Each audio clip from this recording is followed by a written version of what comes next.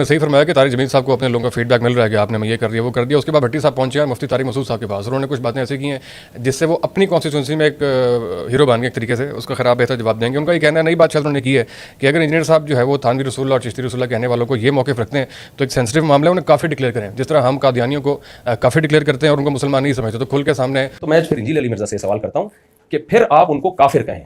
اگر آپ کہتے ہیں انہوں نے اپنے نام کا کلمہ پڑھایا ہے تو معین الدین چشتی بھی کافر, اور جن علماء نے ان کو کافر نہیں کہا, معین الدین چشتی رحمۃ اللہ علیہ کے بعد تو ہزاروں علماء ہیں نا, کسی نے بھی نہیں کہا کہ یہ انہوں نے اپنے نام کا کلمہ پڑھایا ہے, سب نے ان کو بزرگ مانا ہے, تو وہ سب بھی کافر ہیں جو. اور انہوں نے یہ آپ سے مطالبہ کی تفصیلی ویڈیو بھی میں تو کھل کے سامنے ان کو پتہ ہی نہیں ہے, میں تو ڈکلیئر کرتے ہیں. میں تو کب سے ڈکلیئر کیا ہوا ہے کہ جو لا الہ الا اللہ چشتی رسول اللہ کا قائل ہے وہ دار اسلام سے خارج ہے. اگر کسی مسلمان کا اس سے ہٹ کے عقیدہ ہے تو وہ بتائے نا, مفتی طارق مسعود صاحب اپنا عقیدہ واضح کریں نا کہ چشتی رسول اللہ کہنے والا مسلمان رہتا ہے. اس سے اگلی بات, آلریڈی مفتی اعظم پاکستان کا فتویٰ آ چکا ہے اس پہ. مفتی منیب الرحمان صاحب نے چشتی رسول اللہ کے اوپر فتویٰ دیا ہماری ویڈیوز کی ہیٹ کی وجہ سے, اور اس میں انہوں نے کہا ہے کہ اعلیٰ حضرت فرماتے ہیں کہ اگر کوئی کہے انا رسول اللہ, کہ میں اللہ کا رسول ہوں, اور اس کی تعویل کرے کہ اس سے مراد میں نبی الاسلام کا پیغمبر بن کے آیا ہوں یا ان کا ڈاکیا بن کے آیا ہوں, تو اس کی تعویل قبول نہیں کی جائے گی, کیونکہ رسول ایک ٹرم ہے جو پروفٹ کے لیے استعمال ہوتی ہے. تو مفتی صاحب اعلیٰ حضرت پہلے ہی کافر کہہ چکے ہیں, اور ہم اعلیٰ حضرت کے ساتھ ہیں, احمد بریلوی صاحب کے ساتھ ہیں کہ اس کی تعویل نہیں ہوگی.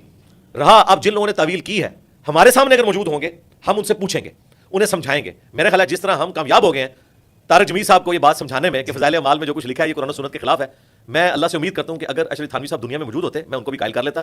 میرا خیال وہ ضدی نہ ہوتے, وہ عالم دین تھے, اب وہ دنیا سے جا چکے ہیں, ہمارے سامنے موجود نہیں ہے. ہم ان کی عبادت پہ کفر کا فتویٰ دیں گے, بندے پہ نہیں دیں گے. ہمیشہ سے ہمارا یہ موقف ہے. کھل کے ہم سامنے ہیں بھائی, مجھے بتائیں ان کو کھل کے سامنے آنا چاہیے. اچھا یہ مجھے کہہ رہے ہیں کھل کے سامنے آؤ, تو ان کا ایمان کیا کہتا ہے ان کو کہ چشتی رسول اللہ کلمہ اگر کوئی تعویل کرتا ہے تو اس کلمے کو کیا درست مانا جائے گا؟ یہاں رسول لغوی معنی میں ہے. لغت کا مطلب کیا, میں بات پہلے پوری کمپلیٹ کر لوں پھر آپ بتائیے. رسول لغوی معنی میں ہے, یعنی لغت کے لحاظ سے کوئی بھی نمائندہ ہوتا ہے اس کو رسول کہا جاتا ہے. رسول کے ایک اصطلاحی معنی ہے, اصطلاح میں رسول پیغمبر کو کہتے ہیں. تو پیغمبر محمد صلی اللہ علیہ وسلم کے علاوہ کسی اور کو اصطلاحی معنی میں رسول ماننے سے انسان کافر ہو جاتا ہے. یہاں رسول لغوی معنی میں ہے, یہاں رسول لغوی معنی میں ہے. اس کی تعویل قبول نہیں کی جائے گی کیونکہ ایک خاص ٹرم ہے, وہ اسی طریقے سے استعمال ہوتی ہے, اس کو کوئی اس طریقے سے بدل نہیں سکتا. اور مفتی اعظم پاکستان مفتی منیب الرحمان کا فتویٰ موجود ہے. میں مفتی صاحب شاید کچھ عرصے سے میری ویڈیوز نہیں دیکھ رہے ورنہ اپڈیٹ ہوتے وہ.